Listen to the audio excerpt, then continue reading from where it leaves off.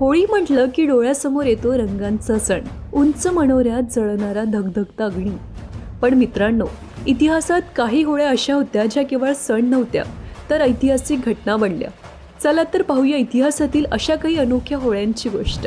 हिरण्यकश्यपने भक्त प्रल्हादला संपविण्यासाठी होलिकेला मदतीस बोलाविलं.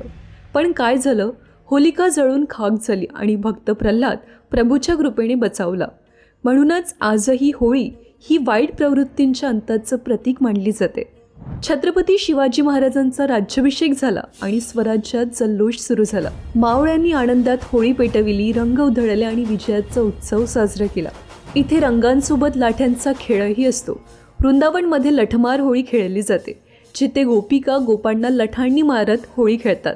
हा श्रीकृष्ण राधेच्या लीलांशी जोडलेला एक अनोखा सोहळा आहे. अफजल खानाचा अंत झाला आणि महाराष्ट्रात जल्लोषाची होळी पेटली. ही फक्त रंगांची नव्हती तर स्वराज्याच्या विजयाची होळी होती. राजस्थानच्या झालरा पाटणमध्ये राजपूत योद्धांनी विजयाचा आनंद साजरा करण्यासाठी एक भव्य होळी पेटविली होती.